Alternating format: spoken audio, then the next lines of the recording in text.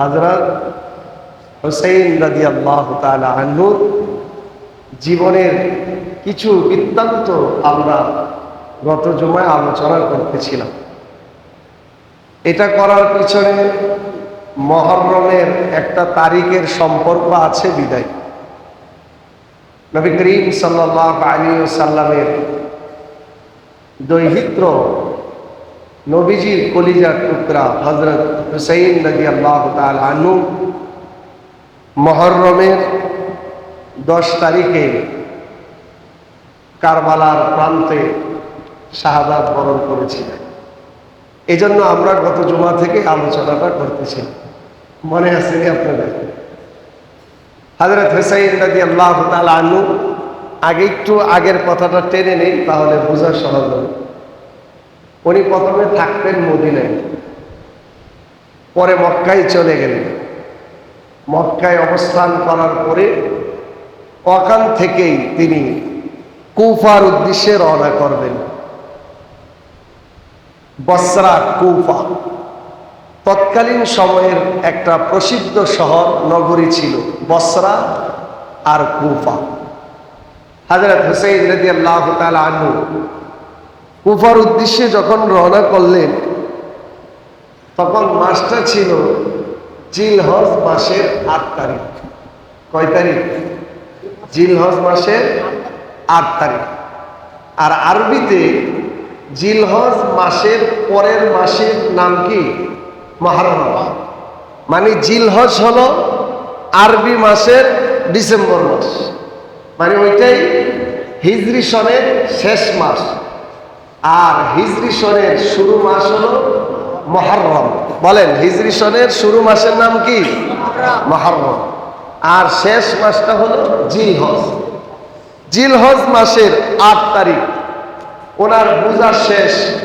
সাহাবায়ে কেরাম ওমর ইবনে আব্দুল্লাহ, আব্দুল্লাহ ইবনে জুবায়ের, আব্দুল্লাহ ইবনে আব্বাস, এই বিশিষ্ট সাহাবায়ে কেরাম ওনাকে বারণ করেছিলেন, আপনি যেন না, কুফার মানুষ বড় গাদ্দা, এরা আপনার সাথে বেঈমানি করবে। গত জুমায় বলেছেন।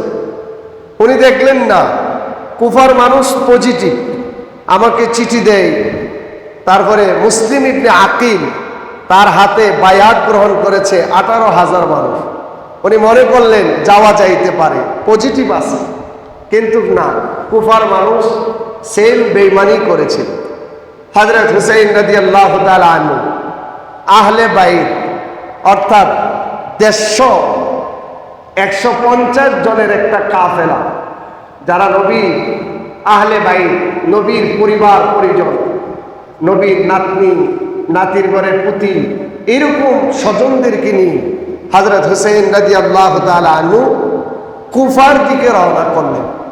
আর তৎকালীন সময়ে 2টা শহর খুব জমজমাট ছিল, একটা হলো কুফা আর একটা হলো বসরা। বলেন, একটা হলো কুফা আর একটা হলো কি? বসরা। ওই সময়ে মুআবিয়া রাদিয়াল্লাহু তাআলা আনহুর পরে যখন ওনার ছেলে ইয়াজিদ রাষ্ট্রের প্রধান হলেন, ওই সময়ে কুফা নগরীর গভর্নর ছিলেন নু'মান ইবনে বাশির রাদিয়াল্লাহু তাআলা আনহু। উনি একজন বিশিষ্ট সাহাবী ছিলেন, হুজুর সাল্লাল্লাহু আলাইহি সাল্লামের সহচরে ধন্য হয়েছে। নাম কি? নু'মান ইবনে বাশির রাদিয়াল্লাহু তাআলা আনহু। যখন ইবনে জিয়াদ, ইয়াজিদ যখন দেখতে পেলেন যে আমি মুআবিয়ার ছেলে, আমি এখন রাষ্ট্রের প্রধান, আমার কিছু প্রতিকূল আছে, এই প্রতিকূলকে যদি আমি দূর করতে চাই, তাহলে কুফার যে গভর্নর নু'মান ইবনে বাশিরকে জোরপূর্বক পদত্যাগ করাইতে হবে। কেন? নু'মান ইবনে বাশির রাদিয়াল্লাহু তাআলা আনহু যখন ওই যে মুসলিম ইবনে আকিল কুফায় গেলেন, সে যায়া হুসাইনের পক্ষে দাওয়াত দেওয়া শুরু করলেন। এই নু'মান ইবনে বাশির তখন নীরবতা পালন করলেন। কেন? উনি ভাবলেন নবীর দৌহিত্র, আল্লাহ নবীর কলিজার টুকরা, উনি যদি নেতা হয় তাহলে আমাদের জন্য আরো ভালো। এই বিষয়টা ইয়াজিদ লক্ষ্য করলো। ইয়াজিদকে, মুয়াবিয়ার ছেলে, ইয়াজিদ লক্ষ্য করার পরে উনি মনে মনে ভাবলেন, নু'মান ইবনে বাশির কুফার গভর্নর আর মুসলিম ইবনে আকিল হুসাইনের প্রতিনিধি হিসাবে কুফার মানুষকে হুসাইনের পক্ষ নেওয়ার জন্য দাওয়াত দিচ্ছে। এখন আমার সর্বপ্রথম কাজ হলো, যদি নু'মান ইবনে বাশিরকে কুফার গভর্নর থেকে যদি আমি পদত্যাগ করায়া আমার যারা অনুগামী অনুসারী তাদের মধ্য থেকে যদি আমি একজনকে গভর্নর বানাইতে পারি, তাহলে আপাতত হুসাইনের কাজগুলো করতে কুফায় বন্ধ থাকবে, সমস্যা হবে।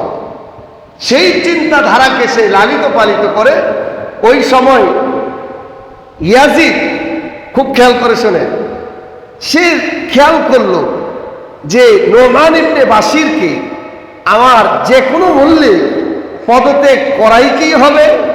তার জায়গায় ওই সময় বসরা, কুফা একটা প্রসিদ্ধ শহর, বসরা একটা কি প্রসিদ্ধ শহর। বসরা শহরের গভর্নর ছিল ওই সময় উবাইদুল্লাহ বিন জিয়াদ, যাকে আমরা ইবনে জিয়াদ বলি। এই ইবনে জিয়াদ ছিল বসরার গভর্নর, আর নু'মান ইবনে বাশির কি ছিলেন? কুফার গভর্নর। আর হুসাইনের টার্গেট হলো আমি কোথায় যাব? কুফায় যাব। এজন্য ইয়াজিদ খেয়াল করলো, আমার যারা অনুগামী, আমার যারা অনুসারী, যারা আমার আইন মানে, আমার পরামর্শ যারা মানে, তাদেরকে আমি কুফারও গভর্নর নিযুক্ত করে দিব, যার ফলে হুসাইন কুফায় আসা সমস্যা হবে। এবং তার পক্ষ থেকে যেই প্রতিনিধি মুসলিম ইবনে আকিল কুফায় এসে হুসাইনের পক্ষপাতিত্ব করে দাওয়াতের কাজ করতেছে, তার কাজে বাধা বিঘ্নতা সৃষ্টি করার বড় একটা মাধ্যম হলো, যদি রাষ্ট্রের প্রধান আপনার পক্ষ নেওয়া যায়, তাহলে আস্তে আস্তে সব করা সহজ হয়ে যাবে। ইয়াজিদ এটা খেয়াল করলো। খেয়াল করার সাথে সাথে নু'মান ইবনে বাশিরের প্রতি চিঠি লিখলো যে জোরপূর্বক তোমার পদত্যাগ চাই, আমি তোমার স্থানে আমার পক্ষ থেকে গভর্নর নিযুক্ত হবে।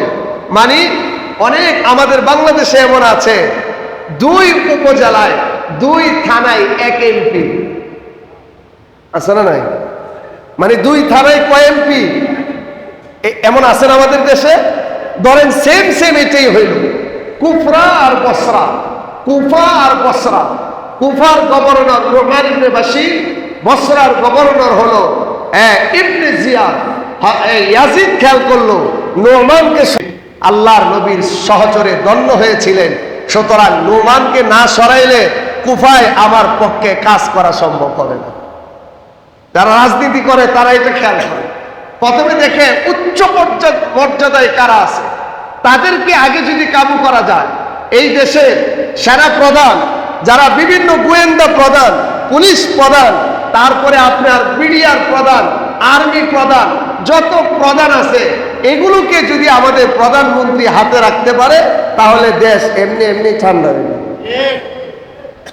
এটা রাষ্ট্রের নিয়ম, এটা আগেও ছিল, এখনো সেম একই নিয়ম। ইয়াজিদ খেয়াল করলো যে কুফার গভর্নরকে পদত্যাগ করাইয়া দিব, ওই জায়গায় আমার পক্ষ থেকে যে বসরার গভর্নর আছে ইবনে জিয়াদ, তাকে আমি নেতা বানাইয়া দিব। মানে 2টা শহরের একজন গভর্নর। সেম তাই হইল, নু'মান ইবনে বাশিরের প্রতি চিঠি লিখলো, জোরপূর্বক এখনই তোমাকে পদত্যাগ করতে হবে, নচেত আবার অনুসারী অনুগামী হইয়া আমার পক্ষে হুসাইনের বিরুদ্ধে কাজ করতে হবে। নু'মান ইবনে বাশির নবীর সহচরে দণ্ড হয়েছিলেন, তিনি কি বেঈমানি করতে পারেন? আল্লাহ নবীর সাহাবী ছিলেন নু'মান ইবনে বাশির।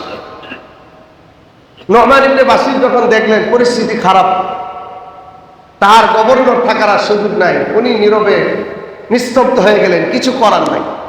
তার জায়গায় ইবনে জিয়াদ গভর্নর হইল। ইবনে জিয়াদ ইয়াজিদের পক্ষের গভর্নর, কুফা বসরার একজন গভর্নর। গভর্নর হওয়ার পরে ইয়াজিদ ইবনে জিয়াদের প্রতি চিঠি লিখলো। আগে তো আর মোবাইল ইন্টারনেট ছিল না, কি করব? চিঠির মাধ্যমে কথা আদান প্রদান করা হইত।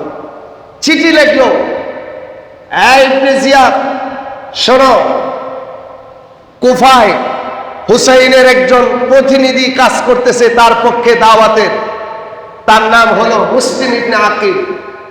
তাকে সর্বপ্রথম কারারুদ্ধ করবা, বন্দী করবা, তারপরে তার উপরে চাপ জবর সৃষ্টি করবা, তাকে বলবা আমার খেলাফত সে যেন মেনে নেয়, যদি না মানে তার দাওয়াতের কাজ বন্ধ করবা, যদি সে বন্ধ না করে তাহলে দুইটা পন্থা অবলম্বন করবা, হয়তো তাকে দেশান্তর করবা, নয়তো তাকে কি করবা, শুলিতে চড়াইয়া তাকে দুনিয়া থেকে বিদায় করে দিবা। চিঠি লিখলো ইয়াজিদ, কার প্রতি? ইবনে জিয়াদের প্রতি। ইবনে জিয়াদ চিঠির বার্তা পাওয়ার পরে সে কি করলো, সে মুসলিম ইবনে আকিলকে খোঁজাখুঁজি শুরু করে দিল, খুঁজতেছে মুসলিম ইবনে আকিলকে। আর এদিক দিয়া মুসলিম ইবনে আকিল যখন দেখলেন কুফার পরিবেশ খুব সুন্দর, হুসাইন রাদিয়াল্লাহু তাআলা আনহুর কাছে চিঠি পাঠিয়ে দিলেন যে আপনি নির্দ্বিধায় নির্ভয়ে কুফায় চলে আসেন, কুফার মানুষ আপনার পক্ষে আছে, আমার হাতে 18,000 মানুষ বায়াত গ্রহণ করেছে, আপনাকে আমির হিসেবে চায়, রাষ্ট্রের প্রধান হিসেবে আপনাকে চায়, আপনার কোনো চিন্তা নাই, আপনি কুফায় চলে আসেন। চিঠি পাওয়ার পরেই কিন্তু হুসাইন রাদিয়াল্লাহু তাআলা আনহু রওনা করছেন কুফায়। এখন সবচেয়ে জটিল বিষয় হলো, আগের জামানায় তো কোনো মোবাইল, ইন্টারনেট, কোনো মোটরফোন এগুলো ছিল না। একটা চিঠি যাইতে দীর্ঘ সময়ের প্রয়োজন, চিঠির জবাব আসতে দীর্ঘ সময়ের প্রয়োজন। হুসাইন রাদিয়াল্লাহু তাআলা আনহু ওদিক দিয়া 8ই জিলহজ রওনা শুরু করে দিলেন, আর এদিক দিয়া মুসলিম ইবনে আকিলকে খুঁজে খুঁজে খুঁজে ইবনে জিয়াদ ধরে ফেললো। ধরার পরে তাকে বলল যে তুমি এই হুসাইনের পক্ষপাতিত্ব বন্ধ করো, নচেত তোমাকে দেশান্তর করা হবে, না হয়তো তোমাকে মেরে ফেলা হবে। হযরত মুসলিম ইবনে আকিল সে হুসাইনের পক্ষেই রইলেন, মানলেন না ইয়াজিদের এই শাসন ব্যবস্থা, তিনি মানলেন না ইবনে জিয়াদের প্রস্তাব, তিনি মানলেন না। এক পর্যায়ে অবশেষে জিলহজ মাসের 9 তারিখ ইবনে জিয়াদকে, এই মুসলিম ইবনে আকিলকে ইবনে জিয়াদের সেনাবাহিনী কর্তৃক নির্যাতন নিপীড়নের মাধ্যমে তাকে ইহলোক ত্যাগ করে পরলোক গমন করানো হলো। মারা গেলেন মুসলিম ইবনে আকিল, যিনি হুসাইন রাদিয়াল্লাহু তাআলা আনহুর প্রতিনিধি হিসাবে কুফায় অবস্থান করেছিলেন, কুফার মানুষকে হুসাইনের পক্ষে দাওয়াত দিতেছিলেন। এতটুকু বুঝছেন আপনারা? এখন ওদিক দিয়ে হুসাইন রাদিয়াল্লাহু তাআলা আনহু তো রওনা করে দিয়েছেন, 150 জন সদস্য নিয়ে কুফার দিকে রওনা করলেন আহলে বাইত, নবীর পরিবার পরিজন। এখন সবচেয়ে গুরুত্বপূর্ণ বিষয় হলো কুফা থেকে মক্কার দূরত্ব, মক্কা থেকে কুফার দূরত্ব 1470 কিলোমিটার দূরে, একদম কাছে। কি বলেন? 1470 কিলোমিটার দূরে। এই পথটা যদি কেউ হাইটে যায় 2 দিনই যাওয়া যাবে, অনেক সময়ের দরকার। এখন চিঠি আদান প্রদান কেমনে হবে? দীর্ঘ সময়ের দরকার। 9 তারিখ শহীদ হলেন মুসলিম ইবনে আকিল, ওদিক দিয়ে হুসাইন রাদিয়াল্লাহু তাআলা আনহু রওনা করে দিলেন কুফার উদ্দেশ্যে। পথের দূরত্ব হলো 1470 কিলোমিটার দূরে। উলামায়ে কেরাম লিখছেন হুসাইন রাদিয়াল্লাহু তাআলা আনহু কুফার উদ্দেশ্যে রওনা যখন করলেন, মক্কা টু কুফা, কুফা টু মক্কা 38টা স্থানে মঞ্জিল করা লাগতো ওই সময়। কয়টা জায়গায়? 38টা জায়গায়। আগের মানুষ যখন পায় হাইটা দূর দূরান্তে সফর করতেন, মাঝে মাঝে অবস্থান করার জন্য, বিশ্রাম নেওয়ার জন্য নির্দিষ্ট জায়গাও ছিল তৎকালীন সময়। হুসাইন রাদিয়াল্লাহু তাআলা আনহু মক্কা থেকে কুফায় যখন রওনা করবেন, প্রতিমধ্যে 38টা জায়গায় তিনি মঞ্জিল করেন। সেই 38টা জায়গার মধ্যে তিনি মঞ্জিল করার পরে অবশেষে যখন জুবালা নামক স্থানে হুসাইন রাদিয়াল্লাহু তাআলা আনহু বিশ্রাম নিলেন, এখান থেকে কুফার দূরত্ব 4 দিনের। কয় দিনের? এই জুবালা নামক স্থান থেকে কুফার দূরত্ব 4 দিনের। তাহলে আপনারা বলেন, এই 4 দিনের দূরত্ব যদি থাকে তাহলে হুসাইন রাদিয়াল্লাহু তাআলা আনহু কুফার কাছাকাছি তো চলে আসছে। কথা বলেন, 1470 কিলোমিটার পথকে উনি অতিক্রম করে চলে আসছেন একদম কাছাকাছি।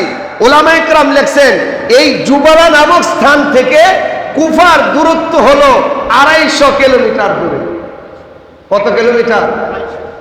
1470 থেকে আপনি 250 কিলোমিটার আছে।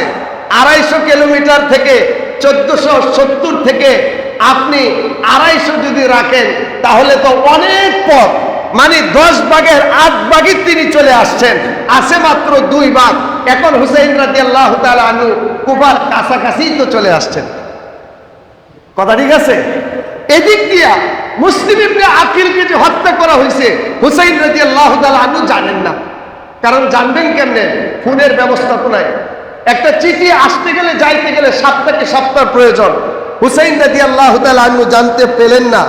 এমত অবস্থায় যখন জুবালা নামক স্থানে হুসাইন রাদিয়াল্লাহু তাআলা আনহু মুনজিল করেন, এখানে আরাম করতেছেন, 150 জন সদস্যের কাফেলা নিয়ে বিশ্রাম করতেছেন। ইতিমধ্যে কুফা থেকে 4 জন আগন্তুকের সাক্ষাৎ হয়েছে হুসাইন রাদিয়াল্লাহু তাআলা আনহুর সাথে। সুবহানাল্লাহ। 4 জন মানুষের সঙ্গে যখন হুসাইনের সাক্ষাৎ হয়, হুসাইন রাদিয়াল্লাহু তাআলা আনহু এই 4 জন মানুষ হুসাইনকে চিনতে পারছে। জিজ্ঞাসা করছে, ভাই আপনারা তো কুফা থেকে আসতেছেন, বলেন তো বর্তমানে কুফার অবস্থান কি? লম্বা ইতিহাস, পার্ট টু পার্ট আমরা বলতে গেলে আজকেও আলোচনা শেষ হবে না, আগামী জুমা বয়ান করা হবে। চাচ্ছি আজকেই শেষ করে দেব। হুসাইন রাদিয়াল্লাহু তাআলা আনহু যখন 4 জন মানুষকে জিজ্ঞাসা করলেন, ভাই কুফার অবস্থান কি? মানে কুফা তো আগে তার পক্ষে ছিল, এখন উনি জানতে চাচ্ছেন বর্তমানে কুফার অবস্থান কি। হুসাইন রাদিয়াল্লাহু তাআলা আনহু এই কথার উত্তরে 4 জন বসরা কুফার মানুষ 4 জন হুসাইনকে বললেন, ভাই কুফার অবস্থা খুব নাজুক।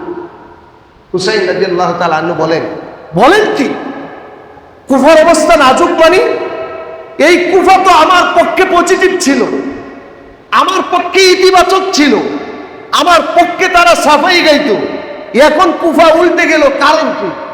আপনি জানেন না কুফার অবস্থা খুব ভয়ানক। এই কুফায় যে গভর্নর ছিল আল্লাহর নবীর সাহাবী নোমান ইবনে বাশির, সেই চরম দ্রষ্টতার অধিকারী ইয়াজিদ কুফার এই গভর্নরকে পদত্যাগ করাইয়া ইবনে জিয়াদকে কুফার গভর্নর বানাইল। বানানোর পরে ইবনে জিয়াদ কুফার গভর্নর হওয়ার পরে আপনার যে প্রতিনিধি মুসলিম ইবনে আকিল কুফায় অবস্থানরত ছিল, তারা নির্ণয় নির্দ্বিধায় এই একজন ভালো মানুষ মুসলিম ইবনে আকিলকে তারা শহীদ করে দিয়েছে। সুতরাং শুধু তাই নয়, আপনার পক্ষে যে কুফার হাজার হাজার মানুষ চিঠি লিখছিল, যারা আপনার পক্ষপাতিত্ব করেছিল, আজকে সবাই এই ইয়াজিদের চাপের কারণে, বল প্রয়োগের কারণে এখন সবাই আপনার পক্ষ থেকে দূরবর্তী হয়ে ইয়াজিদের পক্ষ নেওয়ার জন্য সবাই ব্যতিব্যস্ত হয়ে পড়েছে। হুসাইন রাদিয়াল্লাহু তাআলা আনহু এই কথা শোনার পরে ওনার ভীষণ পেরেশানি শুরু হয়ে গেছে। আমাকে যে 3 জন সাহাবী বলেছিল, আব্দুল্লাহ ইবনে আব্বাস, আব্দুল্লাহ ইবনে ওমর, আব্দুল্লাহ ইবনে জুবায়ের, যারা আমাকে বলেছিল হুসাইন যায়ও না, এই কুফার মানুষ নিতান্তই বেঈমান এবং গাদ্দার, এরা তোমাকে সাথেও গাদ্দারি করবে, আজকে তো তাদের কথাই বাস্তবিকভাবে প্রমাণ হচ্ছে। আমি কি ভুল করে ফেললাম কিনা? হুসাইন রাদিয়াল্লাহু তাআলা আনহু বড়ই পেরেশানির মধ্যে পড়ে গেলেন। এখন পেরেশানির মধ্যে পড়লে কি, এখন আপনারা খেয়াল করেন, 1470 কিলোমিটার পথ থেকে প্রায় শেষের দিকে 1200 কিলোমিটার পথ চলে কুফার কাছাকাছি চলে আসছেন, আছে মাত্র 250 কিলোমিটার। এখান থেকে মন চাইলেই কি আবারই মক্কার দিকে সহজে যাওয়া যায়? বলেন, যাওয়া যায়?